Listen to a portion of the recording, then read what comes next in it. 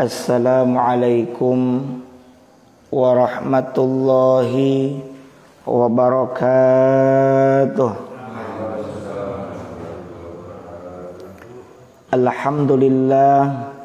Alhamdulillahilladzi arsala rasulahu bil huda wa dinil haqq liyudhhirahu 'alad dini kullih wa kafa billahi shahida. Ashhadu an la ilaha illallah wahdahu la syarika lah wa ashhadu anna Muhammadan abduhu wa rasuluh la nabiyya ba'dah. Allahumma salli wa sallim wa barik ala sayyidina Muhammad wa ala alihi wa sahbihi ajma'in. Amma ba'du. Rabbi syrah li sadri wa yassir li amri wahlul 'uqdatam min lisani yafqahu qawli. Rabbi zidni ilma warzuqni fahma birahmatika ya arhamar rahimin. Yang kami muliakan para asatidz, para sepuh, para hujjaj, para bapak jamaah Masjid Al-Fattah Klaster Malabar Alam Ciomas, perumahan Ciomas Hills, yang mudah-mudahan senantiasa ada dalam rahmat dan ridho Allah Subhanahu wa taala. Pertama dan paling utama, mari kita sama-sama memanjatkan ungkapan puji dan syukur kehadirat Allah Azza wa Jalla yang senantiasa menganugerahkan kepada kita segala karunia nikmatnya.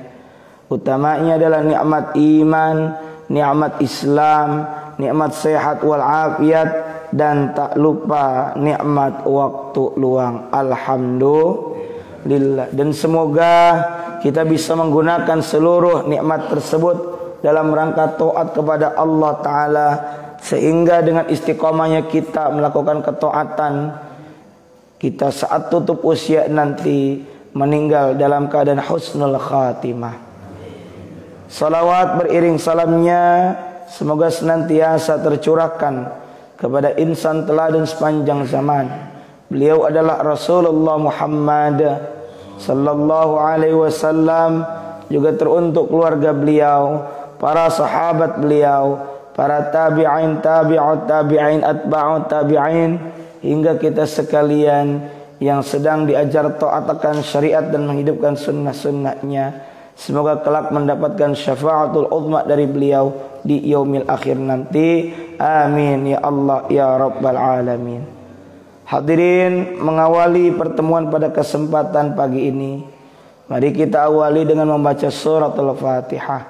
Semoga dengan keberkahan suratul Fatihah ini Allah mudahkan segala urusan kita, terutama juga dalam thalabul ilmi pagi ini, hasil ilmu yang bermanfaat dan barakah, ilmu yang menambah keimanan kita kepada Allah dan kita bisa mengamalkan dalam kehidupan sehari-hari.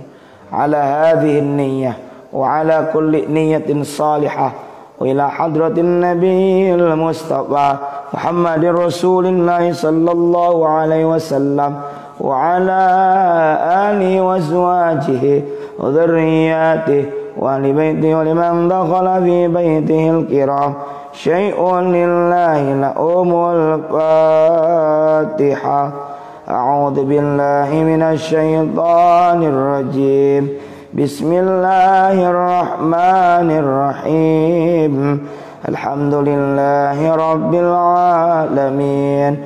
Ar-Rahmanir Rahim. Maliki yaumiddin. Iyyaka na'budu wa iyyaka nasta'in. Ihdinas siratal mustaqim. Siratal ladzina an'amta 'alaihim ghairil maghdubi 'alaihim waladdallin. Rabbighfirli wa liwalidayya amin. Para bapak jemaah sekalian, mari kita sambung dengan membaca Sayyidul Istighfar. Silakan diikuti. Bismillahirrahmanirrahim. Allahumma anta rabbi la ilaha illa anta khalaqtani wa ana abduka wa ana ala ahdika wa wa'dika mastata'tu a'udzu bika min syarri ma sana'tu abu'u laka bi ni'matika alayya wa abu'u bi dzambi faghfirli fa innahu la yaghfiru dzunuba illa anta. Para bapak jamaah sekalian rahimakumullah, pada kesempatan pagi ini kita akan melanjutkan pengajian kitab Hadis Arba'in lil Imam An-Nawawi, masuk ke dalam hadis nomor 6 tentang halal, haram dan syubhat. Ini semua harus kita jaga dalam rangka menjaga kebersihan agama dan kehormatan kita. Sebab kalau kita bisa selamat dalam perkara halal, terhindar dari haram juga syubhat, maka kita akan terjaga kebersihan agama dan kehormatan kita. Mari disimak baik-baik hadis berikut ini. Bismillahirrahmanirrahim. An Abi Abdillah, diriwayatkan dari Abu Abdillah, yaitu nama aslinya adalah An-Nu'man ibni Bashir, yaitu Nu'man bin Bashir.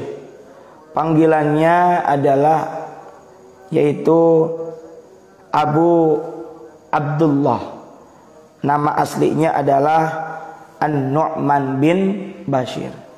Save sedikit di memori kita, tambah khazanah wawasan hafalan kita tentang sahabat. Di antara sahabat ada namanya An-Nu'man bin Bashir. Beliau adalah salah seorang sahabat Nabi Muhammad sallallahu alaihi wasallam. Beliau juga seorang panglima. Beliau adalah seorang negarawan di masa kepemimpinan kekhalifahan Umayyah. Beliau pernah menjadi seorang gubernur Kufah pada sekitar tahun 678 sampai 680 Masehi. Beliau lahir pada tahun 622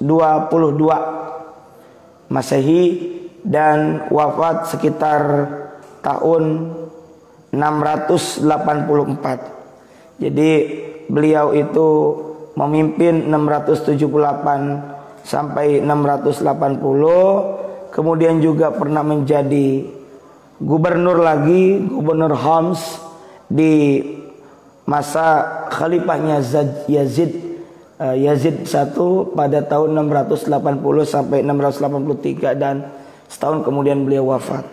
Beliau wafat juga ketika dibunuh saat melarikan diri dari Homs. Jadi memang begitulah dinamika kekhalifahan di masa dahulu. Ya, tapi saat itu Rasulullah sudah tiada. Tapi beliau juga bagian dari sahabat Nabi, namanya An-Nu'man bin Bashir. Nu'man bin Bashir ini nama kunyahnya, nama panggilannya adalah Abu Abdullah. Dua-duanya, baik Nu'man maupun ayahnya, adalah seorang muslim, sehingga keduanya ini pula disebut dengan doa radhiyallahu anhuma. Semoga Allah meridhoi kepada keduanya, yakni Nu'man bin Bashir, Nu'man dan Bashir. Qala, bayangkan bahwa yang menyampaikan hadis ini adalah seorang sahabat namanya An-Nu'man bin Bashir. Beliau ini berkata, Sami'tu, aku, kata siapa? Kata Nu'man bin Bashir.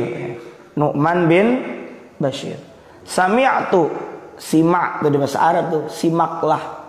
Artinya dengarlah. Dari bahasa Arab, Pak. Sami'tu, aku, kata Nu'man bin Bashir, pernah mendengar Rasulullah sallallahu alaihi wasallam. Aku pernah mendengar kanjeng Rasulullah SAW yaqulu, beliau bersabda, innal halal bayyin. Inna itu harfu taukid. Huruf taukid artinya huruf penegasan. Sesungguhnya al halal, yang halal itu bayyin, adalah jelas. Kita ada surah Al-Bayyinah, artinya bukti yang jelas, bukti yang nyata. Ada istilah tabayyun, mencari kejelasan. Bahasa sekarang konfirmasi. Dikit-dikit Pak belajar bahasa Arab. Innal halal bayyin, sesungguhnya yang halal itu jelas. Wa innal haram bayyin, dan sesungguhnya yang haram juga jelas. Wa bainahuma, dan antara halal dan haram adalah umurun mustabihatun, adalah perkara atau urusan yang mustabihat, syubhat. Kita sering mengatakannya remang-remang, sebab memang kalau remang-remang itu nggak jelas. Kayak kita punya lampu, lampunya sepanang. Nah, sepanang teh. Ya, lebih cenderung kepada gelap. Ya. Tidak terlalu terang, tapi kecenderungannya adalah gelap, remang-remang. Ya. Kayak warung remang-remang, ya remang-remang kan. Ya kalau kita kan warung remang-remang identiknya ya negatif ya, tempat maksiat. Tapi karena memang dari kemasannya ya nggak jelas gitu kan, maka syubhat ini cenderungnya adalah kepada yang haram. Seperti halnya remang-remang cenderungnya adalah kepada yang gelap, bukan kepada yang terang. Ya. Kemudian kata Nabi, la ya'lamuhunna katsirum minan nas, tidak mengetahui terhadap itu syubhat katsirun, kebanyakan, minan nas, dari orang-orang. Nggak banyak yang tahu dan nggak bisa membedakan tentang syubhat. Kenapa? Karena orang banyak yang tergiur, karena banyak orang yang tertipu dengan perkara yang syubhat. Padahal syubhat itu kecenderungannya adalah perkara yang haram. Halal jelas, haram jelas, yang boleh jelas, yang nggak boleh jelas. Syubhat ini antara keduanya dan kecenderungannya lebih dekat kepada haram. Harta yang kita miliki dan kita cari, kudu kita pastikan mana yang halal dan mana yang haram. Harus jelas kehalalannya dan jelas keharamannya. Halal jelas. Minyak cap onta jelas ini. Minyak cap babi ini jelas. Jangan sampai ditukar. Minyak cap onta isinya minyak cap babi dan sebaliknya. Nah, ini nggak boleh. Antara hak dan batil dicampur adukan. Harus jelas. Hak katakan hak, batil katakan batil. Nah, tidak ada yang tahu tentang syubhat itu dari kebanyakan orang. La ya'lamuhunna, tidak ada yang tahu dari kebanyakan orang. Berarti syubhat itu untuk mengetahuinya butuh ilmu. Ilmu apa? Ilmu agama. Dan famanittaqo syubhat, barang siapa yang menghindar, ittaqo, takwa itu kan menghindar, waqina adzabannar, dan hindarkanlah kami dari siksa api neraka. Karena kita takwa itu belajar menghindar, ya, mawas diri. Ubay bin Ka'ab pernah ditanya oleh Umar bin Khattab sebagai forum mudzakarah. Kata Umar bin Khattab, "Wahai Ubay, apa pendapat Anda tentang takwa?" Kata Umar kepada Ubay. Apa jawab Ubay? Ubay menjawabnya dengan ilustrasi. "Maaf Umar, apa pendapat Anda?" Dibalikin. "Ketika Anda berjalan di satu tempat yang gelap dan berpotensi ada duri atau yang membahayakan, apa yang akan Anda lakukan?" Jawab Umar, "Oh tentu saya akan mawas diri. Saya tentu akan berhati-hati." Kata Ubay, "Demikianlah gambaran takwa. Kita di dunia ini mesti mawas diri, mesti hati-hati, mesti menghindar dari segala mara bahaya. Lagi di dunia." Kata Allah dalam surah Ali Imran ayat 185 di ujung ayat itu, "Wa mal hayatud dunya illa mata'ul gurur." Dan tidaklah kehidupan dunia itu melainkan kesenangan yang menipu daya. Gurur yang menipu daya. Kita jangan sampai ketipu sama kesenangan, kemewahan dan glamoritasnya dunia. Karena kita tahu dunia, maka kita berhati-hati, takwa. Begitupun terhadap yang syubhat.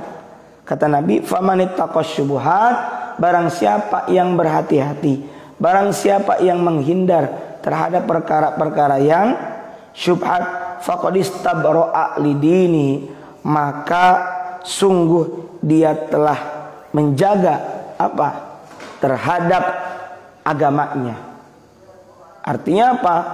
Kita ini kan seorang muslim, kita ini beragama, maka ketika kita hati-hati terhadap perkara yang syubhat, nggak sembarangan kita apik, bahasa agamanya waro'. Bukan waro'a pakai hamzah, itu di belakang. Wara' pakai ain. Apik, hati. Maka sungguh ia telah istabro'a, yakni selamat atau menjaga lidini terhadap agamanya. Bukan berarti Islam yang dijaga, tapi keislaman kita. Kenapa? Kalau kita sembrono dalam masalah apa yang masuk ke dalam tubuh kita, tidak merinci, tidak menyeleksi terhadap halal haram, jangankan syubhat haram diembat, padahal jangankan haram syubhat saja itu bisa berbahaya. Makanya di sini disebut famanittaqas syubhat, barang siapa yang menghindar terhadap syubhat, faqad istabra'a lidini, maka sungguh ia telah menyelamatkan atau menghindarkan agamanya, keberagamaan dianya. Kenapa? Kalau kita yang syubhat saja diembat, na'udzubillahi min dzalik, haram bisa diembat. Kenapa? Karena syubhat bisa menjadi pintu masuknya kita kepada perkara yang haram. Nggak bisa kita nemu uang, anggap aja dah rezeki kita, rezeki anak soleh. Mungkin ini anak Pak Soleh kayaknya. Sholat berjamaah nggak pernah, ngaji apalagi, hadir ke majelis ilmu boro-boro, gilirannya nemu uang ngomongnya rezeki anak soleh. Cing mikir soleh belah mana tuh. Ya. Jadi jangan marah pula ketika istri kita bilang kepada para bapak sebagai suami yang akan berangkat bekerja, "Pak, ya selamat bekerja. Semoga pulang bawa rezeki yang halal dan barokah ya."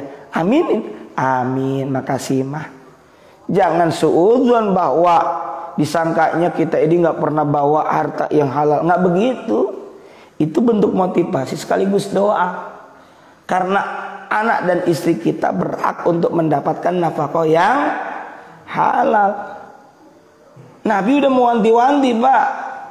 bahwa sayati zamanun, akan datang satu waktu, alan nasi, atas orang-orang, berarti kita bisa jadi akan datang satu masa di akhir zaman pada manusia, ini pada umatnya Kanjeng Nabi Muhammad sallallahu alaihi wasallam, ya, min apa, nafaqatin, tentang nafkah, di mana la yubalil mar'u, di mana orang tidak lagi peduli aminal halal aminal haram, apakah itu nafkah diperoleh dari yang halal ataukah dari yang haram, nggak peduli lagi.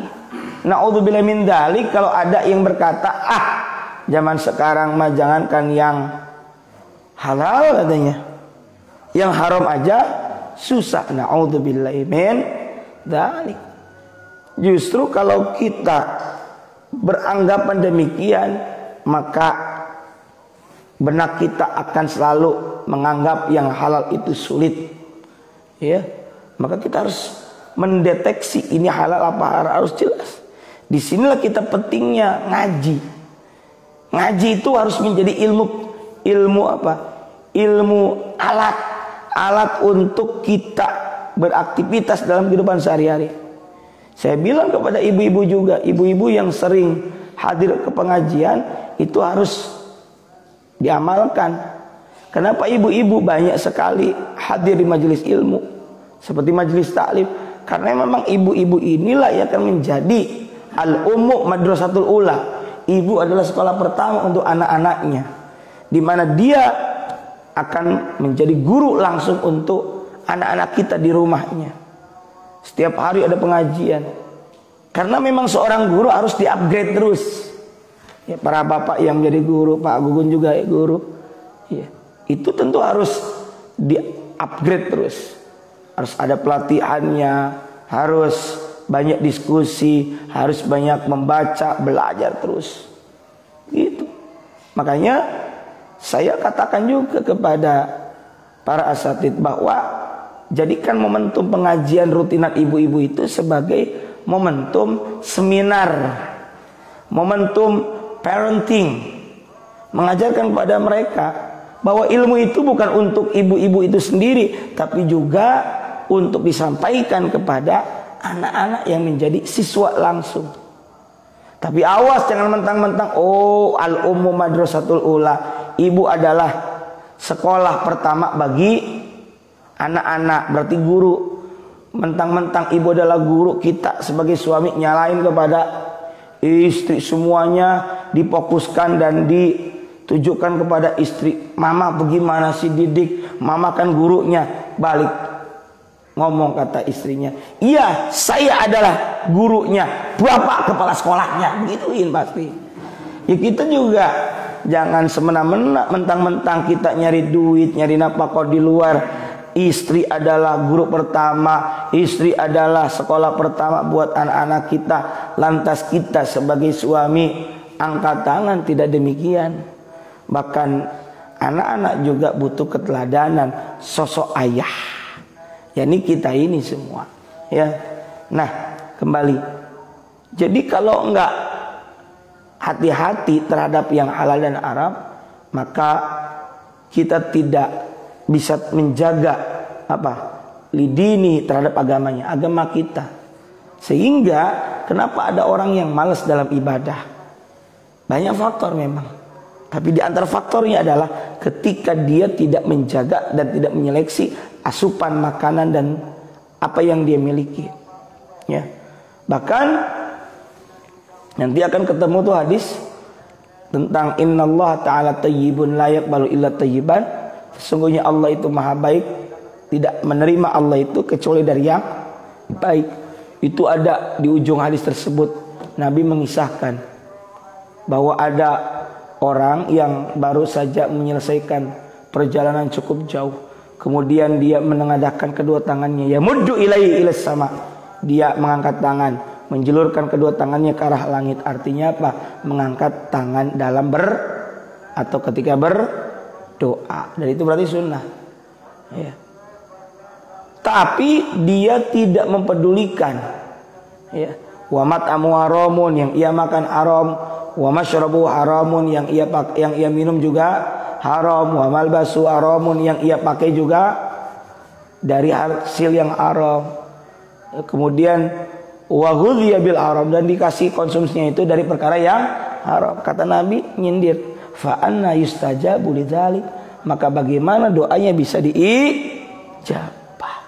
Ayo Pak, cek kenapa kita ini malas ibadah, atau kenapa anak kita kok nggak nurut. Banyak faktor memang, tapi bisa jadi di antara sekian faktor itu adalah karena apa yang kita konsumsi tadi adalah perkara yang minimalnya adalah syubhat, naudzubillah-nya adalah yang haram. Kita ketika ada yang ngasih tip, ya, kalau itu ternyata tipnya mubah, boleh, dia cuma ngasih hadiah, oke, kita boleh terima. Tapi kalau ternyata itu dalam bentuk gratifikasi, dia ngasih kita karena sudah memuluskan sesuatu yang bukan menjadi hak dia, maka ini tidak boleh. Tapi kalau misalnya itu adalah hak dia, kita melaksanakan sesuai dengan tupoksi, dengan SOP yang benar, dia memberikan hadiah, itu tidak masalah sebagai bentuk hadiah. Tapi kalau hadiahnya untuk memuluskan satu proyek, satu urusan yang bukan menjadi hak dia, ini tidak boleh. Kalau menjadi hak dia boleh, kalau menjadi hak dia dan sebagai terima kasih dia membantu, oke, silakan. Seperti kita datang, misalnya saya ini asesor, saya datang, saya menilai, dia itu haknya memang nilainya 85, bagus, saya menilai apa adanya, saya dikasih fasilitas yang seperti umumnya fasilitas, naikin dikit fasilitasnya itu sebagai penghargaan dia. Beres saya menilai sebagai asesor, lalu saya dikasih hadiah, ya, sebagai ungkapan terima kasih, bukan untuk memuluskan, itu hal yang wajar selama bukan tanda petik nyogok, gitu ya, atau gratifikasi. Ya, toh dia nggak tahu kok. Ataupun saya memberi nilai bukan karena sogokan itu, bukan karena hadiah itu, bukan, karena memang hak dia alias secara objektif. Beda lagi, ini orang nilainya harusnya 70, tapi karena dia, Pak, ya supaya 85, ya 50K lah Pak, ya naikin lah, apalagi tawar-menawar. Nah, itu sudah masuk pada ranahnya gratifikasi. Nggak boleh, hati-hati ya, gitu.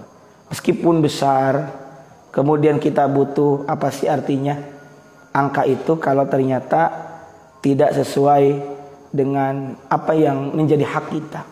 Kalau itu hak kita silakan, kalau bukan hak kita tidak boleh, gitu ya. Jadi minimalnya syubhat saja tidak boleh, apalagi yang haram.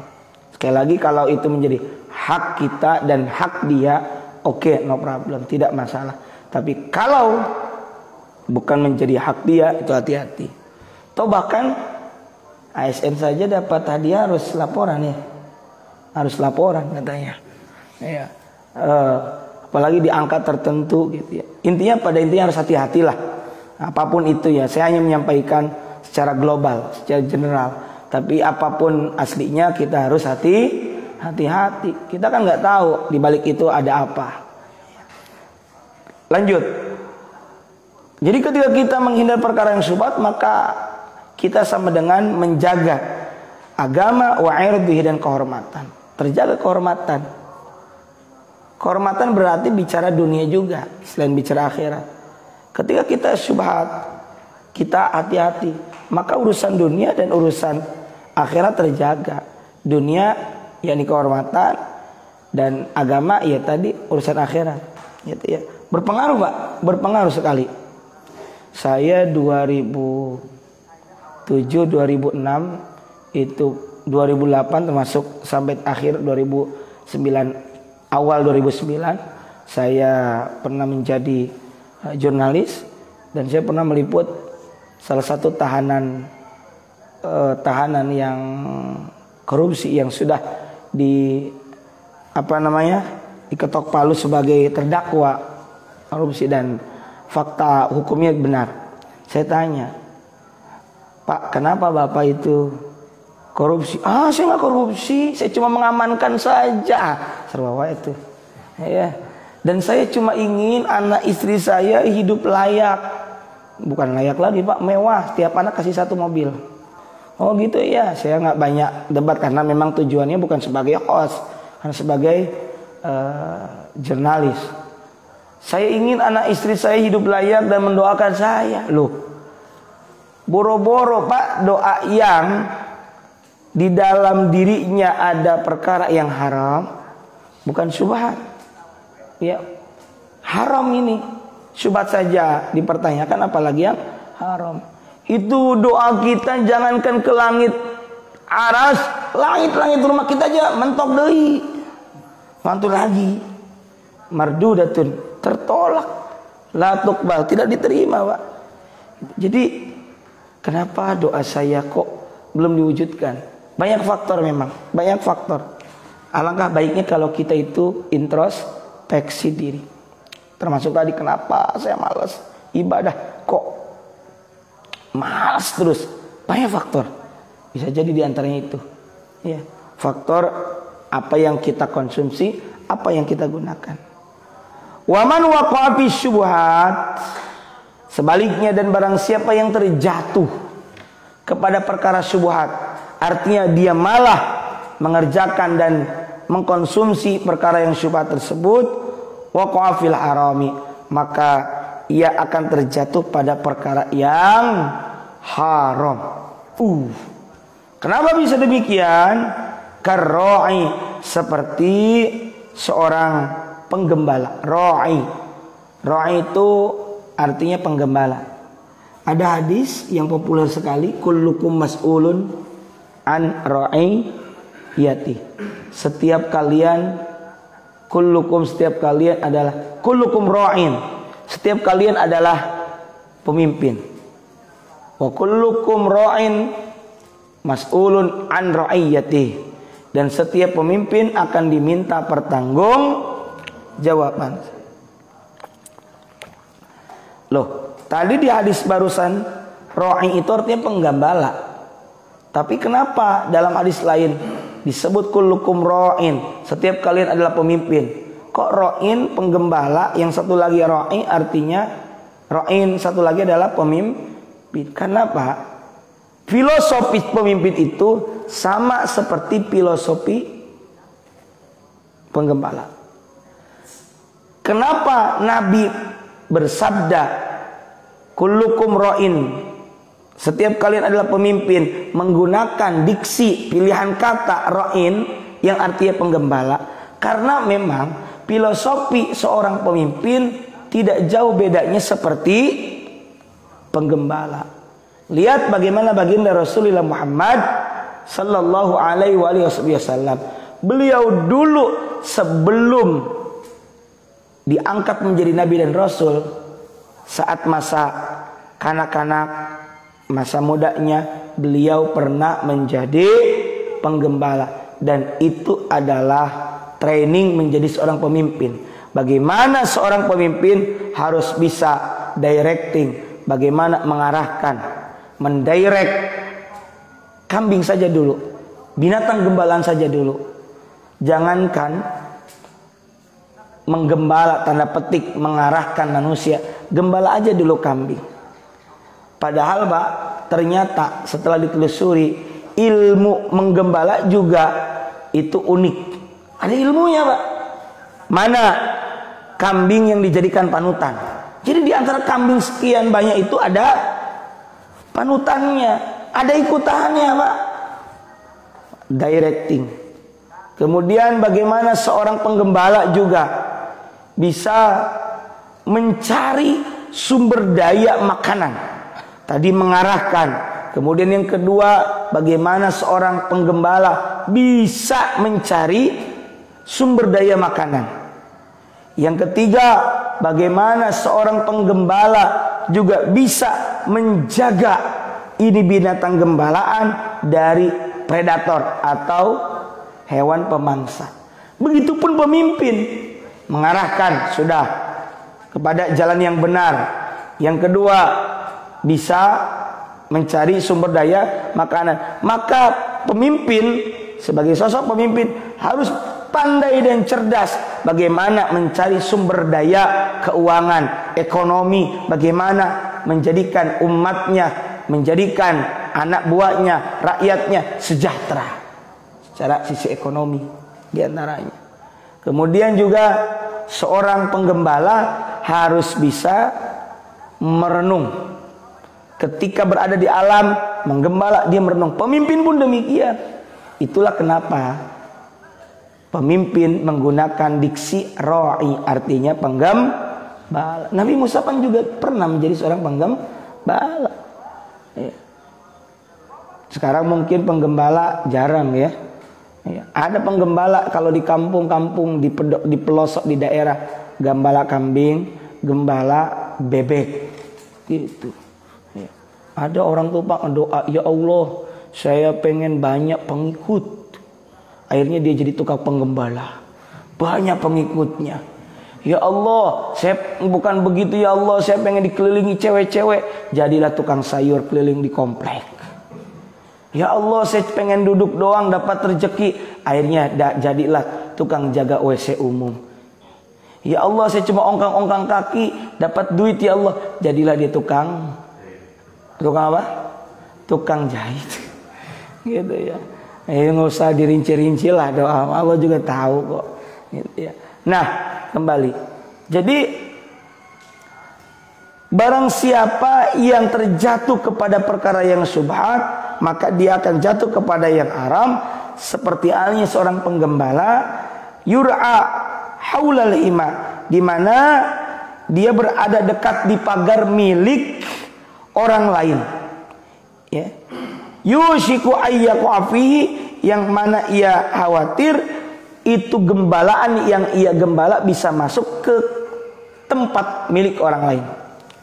Seperti halnya tadi yang saya sampaikan, seorang penggembala harus bisa directing, harus pathfinding, harus bisa mengarahkan, menjaga jangan sampai keluar dari tanah yang kita miliki. Sehingga kalau dia, yakni salah satu binatang gembalanya itu ada di pinggir perbatasan pagar antara kita dan punya orang lain, dia makan punya orang lain.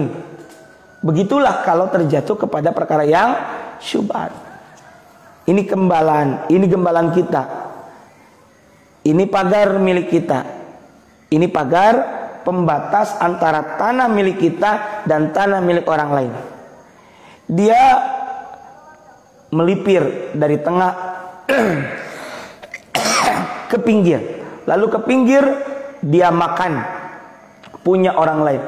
Itulah gambaran orang kalau terjatuh kepada perkara yang syubhat, sehingga dia melintas ke perbatasan dan makan punya orang lain yang bukan menjadi haknya. Maka kita juga harus hati-hati. Awalnya mungkin batas punya kita, lalu masuk ke ranah milik orang lain. Maka disinilah kita harus hati-hati dalam perkara yang syubhat. Gitu ya. Ala wa innal jasad wa inna likulli malikin. Ingatlah untuk setiap raja himan. Ingatlah bahwa setiap raja memiliki himan. Himan itu secara bahasa adalah sesuatu yang berfungsi menjaga. Makanya kalau Abah Ma'ruf, ya, Abah Kiai Ma'ruf, Wapres, beliau sering bilang himayatul din, himayatul ummah, artinya menjaga agama, menjaga ummah. Sering ada istilah himayat. Hima itu artinya menjaga. Ya. Ala, ketahuilah, awas, innalikulli malikin. Untuk setiap raja, himan itu memiliki pagar, dalam arti memiliki aturan. Penjagaan itu aturan. Allah adalah raja di raja, Al-Malik, maharaja, yang merajai, yang menguasai segala-galanya. Tentu Allah punya aturan yang mana kita tidak boleh melanggarnya. Seperti halnya tadi pagar yang membatasi antara tempat gembalaan kita, padang rumput milik kita, yang memisahkan tempat kita dan tempat orang lain, jangan sampai ditabrak. Maka Allah pun punya syariat, punya pagar-pagar aturan dalam beragama yang tidak boleh kita tabrak. Gitu. Ala, ketahuilah, wa inna himallah maharimu. Ketahuilah bahwa sesungguhnya aturan Allah adalah maharimu, larangan-larangannya, yang mana itu nggak boleh tabrak. Makanya kata Allah, wala ta'tadu innallaha la yuhibbul mu'tadin. Janganlah kalian melampaui batas. Karena memang dalam agama itu ada batasan-batasannya, Mbak. Mana batasan yang boleh, mana batasan yang nggak boleh. Dan jangan melampaui batas. Artinya jangan nyebrang, jangan melewati, jangan nerobos. Semua udah ada batasan-batasannya. Termasuk mana yang halal, mana yang haram. Jangan nerobos kepada yang haram. Ala wa inna fil jasadi mudghah. Ala, ketahuilah bahwa fil jasad, dalam tubuh itu ada mudghah. Apa mudghah itu? Ada segumpal daging. Ini kenapa nyambung dari masalah halal, haram, syubhat, kemudian nyambung kepada ini nih, bahwa ala, ketahuilah, wa inna fil jasad, bahwa dalam tubuh kita ini, tubuh manusia, ada mudghah, segumpal daging atau sekerat daging. Idza saluhat, jika bagus atau baik kondisi sekerat daging tersebut, salahal jasadu kulluh, maka baik pula seluruh tubuhnya. Kalau bagus itu sekerat daging, kualitasnya benar, maka benar pula, bagus pula seluruh tubuhnya. Berarti ini menjadi parameter. Wa idza fasadat fasadal jasadu kulluh, dan jika buruk kondisi sekerat daging tersebut, maka buruk pula kondisi seluruh tubuh tersebut. Ala, awas, ingat, perhatikanlah, wahia, yang dimaksud mudghah, sekerat daging tersebut adalah al-qalbu, yaitu qalbu. Ini qalbu bukan yang kemudian kita alih bahasakan menjadi hati yang bersifat fisik, bukan. Ya. Sebab kalau dalam bahasa Arab saja, hati yang untuk makanan itu bukan qalbu, bukan. Ya, qabdah. Jadi bukan yang dimaksud, bukan hati itu. Saya akan memberikan terjemahan yang enak lah tentang qalbu. Qalbu itu pertama dari segi pendekatan bahasa. Ada kata qalaba. Kemudian juga ada kata iqlab. Lalu ada doa ya muqallibal qulub. Nah, kita pendekatan bahasa. Dalam ilmu tajwid ada namanya itu bahasan tentang hukum nun mati dan tanwin. Seperti apa sih? Idhar, idgham, ikhfa, iqlab. Gini Pak, ini saya kasih kunci dikit biar paham ilmu tajwid. Dikit aja, nggak usah banyak. Ini karena ngejelasin qalbu saja. Hukum nun mati dan tanwin itu sebenarnya sedang membahas cara membaca bunyi N dalam nun sukun dan atau tanwin. Pakai dan atau tanwin itu karena memang salah satunya. Nun sukun dan tanwin. Dalam Al-Quran itu banyak sekali pengulangan kalimat yang menggunakan nun sukun juga tanwin. An, in, un, tanwin. Man, min, mun. Cara membaca bunyi N pada nun sukun dan tanwin itu ada 4. 1 dibaca jelas alias izhar. Izhar itu kan artinya jelas. Dalam bahasa Melayu sering ada mohon maaf zahir dan batin. Di bahasa Indonesia kan mohon maaf lahir dan batin. Karena mohon maaf atas kesalahan yang lahir yang nampak, yang zahir yang nampak, yang batin yang enggak nampak. Tuh, zahir. Izhar. Izhar itu apa ya? Artinya apa?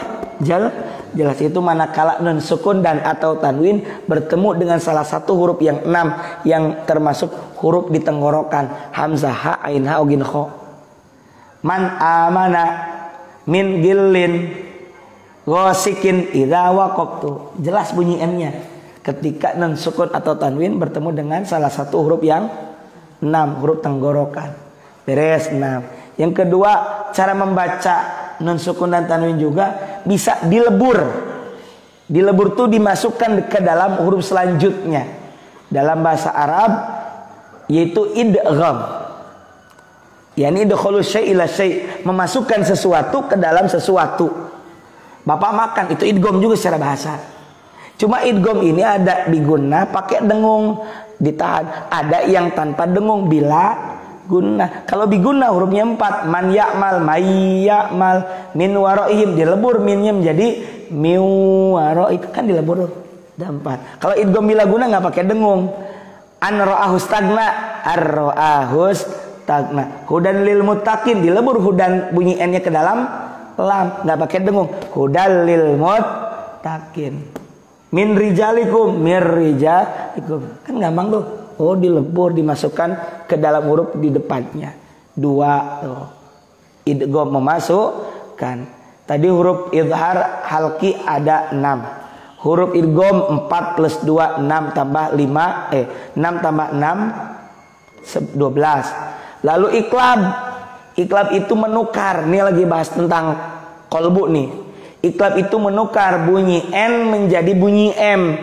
Hurufnya cuma 1, ba doang. Min ba'di dibaca mim ba'di. Sami'un basir dibaca sami'um basir. Bunyi n-nya ditukar menjadi bunyi m. Tar nih ketemu nih iqlab tuh. Qalbu tuh ketemu. Tadi 12 tambah 1 berapa? 13. Terakhir cara membaca bunyi n pada nun sukun atau tanwin itu adalah dibaca samar, nggak jelas, gitu ya. Nah, itu yang disebut dengan ikhfa. Ada berapa hurufnya? Sisanya aja. Tadi baru 13. Ingat huruf hijaiyah itu total ada 28. Berarti sisanya berapa lagi? 15. Huruf ikhfa itu ada 15 begitu. Samar. Ingat aja ikhfa itu samar. Makanya kalau kata Pak Kiai Said Agil Siraj, katanya khafiyah itu bisa jadi asal kata dari ikhfa. Khafiyah artinya samar, untuk menyembunyikan ilmu kita yang ada di batok kepala kita biar kita kagak sombong, begitu katanya. Nah, tadi iqlab artinya menukar. Kondisi hati kita kadang sering bolak-balik, sering tertukar, sering menukar-nukar. Makanya ada doa ya muqallibal qulub, wahai Allah zat yang membolak-balikan hati. Jadi iqlab qalbu itu bolak-balik kondisinya, fluktuatif. Maka bisa jadi kira-kira nyata orang ngulub sabutnya karena dibolak-balik ke gitunya. Ya qulub gitu. Kembali. Jadi qalbu itu memang dari segi bahasanya adalah apa? Sering bolak-balik, sering berubah-ubah. Juga dari segi kondisi, yang kedua segi kondisi, sering bolak-balik. Sering berubah-ubah. Hari ini senang, besok tidak. Hari ini tanggal 1, rupiah sedang menguat di dompet kita masing-masing. Karena baru gajian. Tanggal 3, Masya Allah, karena kita gajinya 3 koma, tanggal 3 sudah koma. Begitu kan? Akhirnya, ya yang tadinya senang, ya tidak senang lagi. Lihat dompet tanggal sekarang, yakni tanggal 24, yang swasta rata-rata tanggal 25 rekening penuh. Kalau tanggal 24 istri bapak-bapak juga buka buku, baca buku, nangis. Buku apa mah? Buku tabungan. Gitu. Ya. Buku tabungan, ya Allah sedih gitu kan. Tanggal tua lihat dompet udah kayak lihat peci gitu. saking ada duitnya. Ada sih 3M 5.550 gitu kan. Lebaran masih 3-4 bulan lagi udah banyak minta maaf. Di antaranya maaf saldo Anda kurang dari 50.000 rupiah gitu kan. Minta maaf pulsa Anda kurang dari sekian rupiah. Begitu banyak minta maaf gitu kan. Masya Allah. Jadi kondisi hati itu berubah-ubah. Jadi dari segi qalbu itu kondisi sering berubah-ubah. Nah, qalbu juga kalau diartikan sebagai jantung, karena memang ada riwayat yang menyebutkan bahwa surah Yasin itu adalah julukannya qalbul Quran. Qalbul Quran itu diartikannya bukan hatinya Al-Quran, namun jantungnya Al-Quran. Kenapa? Kaitannya dengan hadis tadi. Ala wa inna fil jasadi mudghah. Ini menunjukkan bahwa hati atau qalbu itu menduduki posisi yang sentral, posisi yang penting. Ya. Sama halnya kayak surah Yasin. Ada yang nanya ke saya, Pak, malam Jumat dan Jumat harinya atau siangnya itu baca kahfi ya Pak, bukan Yasin. Betul, saya bilang. Justru kahfi tiap malam atau hari Jumat, dan justru surah Yasin itu tiap malam. Ngandi orang makdul, kahfi kepanjangan, Yasin akhirnya yang dibaca cuma malam Jumat doang. Gitu di kita. Ya itu juga masih mending lah daripada hente-hente teuing gitu ya, daripada kedul. Jadi bagusnya apa? Nya Yasin dibaca, ya kahfi juga dibaca begitu. Nah, para bapak, Yasin itu dijuluki dengan qalbul Quran. Kenapa? Karena posisi sentral. Sehingga kembali kepada qalbu itu satu, posisinya sentral. Kalau mengacu pada kata qalbu itu dimaknai jantung. Karena jantung itu adalah posisi yang sentral, posisi yang vital. Maka qalbu juga adalah posisi yang penting. Tapi penting diketahui bahwa qalbu di sini bukan secara johiriyah, bukan secara fisik hati yang ada di mana ini, yang ada di tubuh kita. Tapi ada yang di mana? Yang dimaksud dengan qalbu di sini adalah qalbu yang bersifat batiniyah. Sebab kenapa? Sebab kalau tadi dikatakan baik buruknya tubuh seseorang itu bergantung pada qalbu. Kalau kita hati yang dimaksud adalah fisiknya punya masalah, kan ada penyakit liver ya hati itu. Penyakit liver bukan hati. Hah? Nah, hati, penyakit kuning kan istilahnya. Apakah berpengaruh kepada dia kemudian jadi dengki, kemudian dia jadi sombong, berpengaruh nggak? Enggak. Berarti bukan itu, bukan fisik yang dimaksud. Maka apa dong? Nah, ini ada terjemahan yang menarik, Pak. Ta'rif yang menarik, definisi yang diajukan oleh seorang ulama ahli tasawuf, ahli tariqah yang sudah wafat dari Sukabumi ya. Beliau Ajengan Jejen. Ya, beliau menyebutkan bahwa qalbu itu adalah dimensi abstrak ketuhanan. 3 kata idiomnya nih. Dimensi artinya apa? Ruang. Abstrak berarti batiniyah. Ketuhanan memang untuk urusan ilahiyah. Kita berniat ada di hati. Kita ikhlas ada di hati. Kita tawakal ada di hati. Kita ridho ada di hati. Kita ada sabar ada di hati. Jadi yang dimaksud qalbu itu bukan secara fisik, bukan secara zahir, tapi secara batiniyah, gitu ya. Sehingga kalau kita berniat Allah dalam hati. Karena yang berkenaan dengan 3 hal, jiwa, akal, dan hati itu sendiri. Tapi bukan yang dimaksud adalah hati secara fisik, gitu.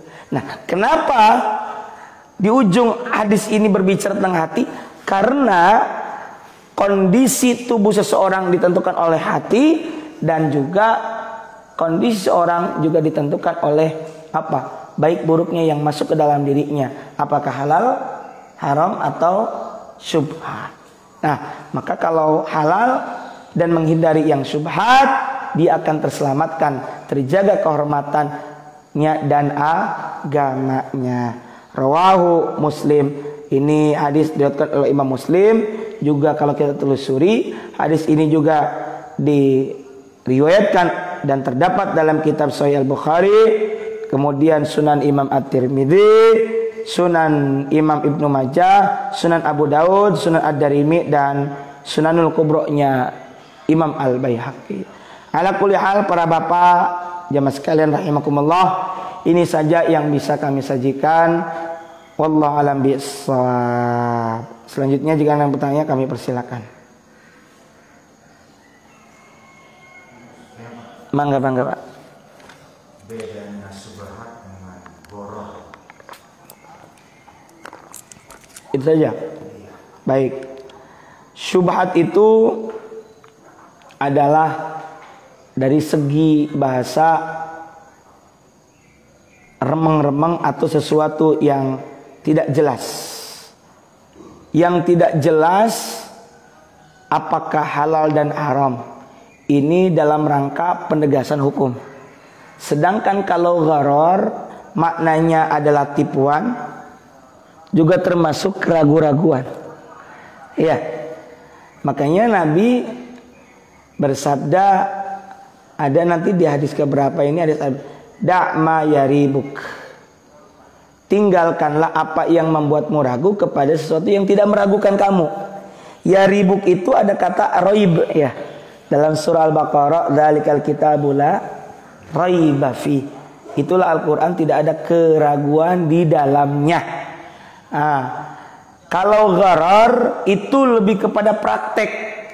Kalau syubhat lebih kepada karakter. Kira-kira begitu. Gharar adalah perilaku tipu. Perilaku apa kalau istilah dalam gambling ya, atau apalagi itu. Selain gambling apa? Bukan fluktuatif, apa sih kalau dalam jualan itu nggak boleh? Apa istilahnya Allah maksudnya? Ya, ijab kabul jelas. Jangan apa istilah sekarang itu ya? Spekulasi, betul ya. Jangan spekulasi. Jadi gharar itu termasuk tipu-tipuan. Termasuk juga kan kita tidak boleh jual beli ijon, jual beli seperti, Pak, saya jual tuh rambutan sepohon. Pak, saya jual tuh umbi-umbian yang masih ada dalam tanah. Wortel apa umbian ya, termasuk umbian. Yang ada dalam tanah lagi apa? Tuh saya jual singkong tuh. Ya. Yang masih ada dalam tanah. Atau apalagi yang sifatnya gharar. Jadi kalau gharar itu lebih pada praktek tipu-tipuannya, Pak. Tapi kalau syubhat lebih pada karakternya. Ya, karena tadi ada yang halal, haram, lebih pada substansi. Jadi kalau gharar adalah prakteknya, kalau syubhat lebih pada substansinya, ruhnya, intinya. Begitu Pak ya. Dua-duanya adalah bagaikan mata uang yang saling bersamaan, ibarat kata 11-12, cuma yang satu lebih kepada substantif, yang satu lagi pada praktisnya. Begitu Pak ya. Jadi kalau gharar itu tipuan, juga sering diartikan keraguan-raguan. Kalau tipu-tipuan makanya contoh tadi dalam praktek muamalah jual beli. Begitu Pak ya. Wallahu a'lam bishawab. Jadi kalau tukar tambah nggak boleh dong dalam Islam. Misalnya saya punya AC bekas, saya pengen AC baru tukar tambah, itu nggak boleh dong. Kalau kita antarodin, ridho satu sama lain, dan kita mengetahui persisnya dan kita takar harganya sekian. Nih Pak, saya punya AC bekas. Silakan kira-kira kalau ditakar menjadi berapa rupiahnya? Kan jelas. Kalau nggak jelas itu, katakanlah kalau praktek tadi mau tukar tambah nggak ketahuan, nggak bisa ditakar, itu kan menipu berarti. Ya, katanya balsi bagus, ternyata enggak. Ya. Harus jelas dulu, Pak, saya mau tukar tambah berapa? Kita sebagai yang akan menjadi penjualnya harus tahu juga dong. Makanya dalam praktik agama antara bimbingkum harus ridho satu sama lain. Samsulah, sama-sama suka, jelas, gitu kan? Kalau ternyata cacat dan kita memakluminya, ya Pak nggak apa-apa cacat juga, saya hargain sekian deh.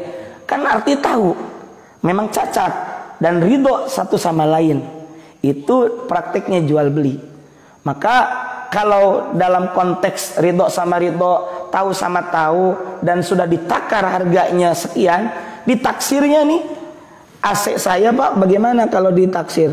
Ini yang 1 PK kalau second Pak, biasa saya ngangkat di pasaran itu 500.000 Pak paling berani. Bapak mau nggak?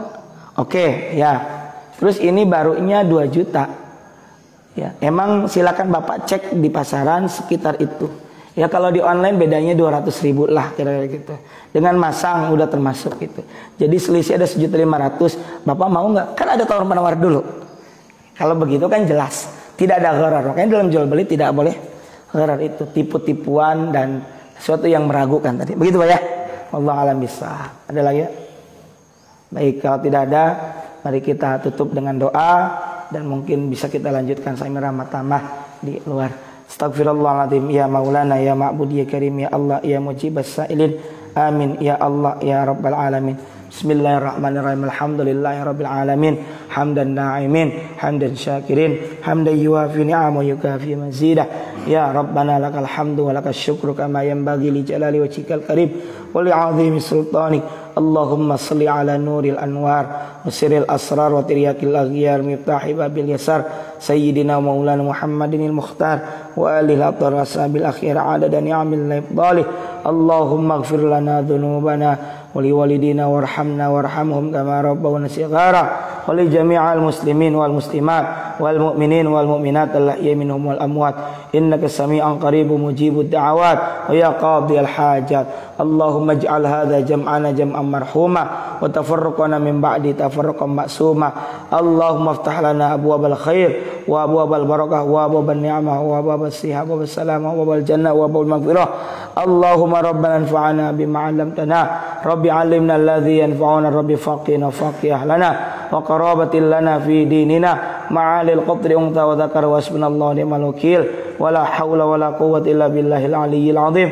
Sallallahu ala sayyidina Muhammad wa ala alihi wasallam. Subhana rabbika rabbil izzati amma yasifun. Salamun alal mursalin walhamdulillahi rabbil alamin. Subhanakallahumma bihamdika asyhadu an la ilaha illa anta astaghfiruka wa atubu ilaik.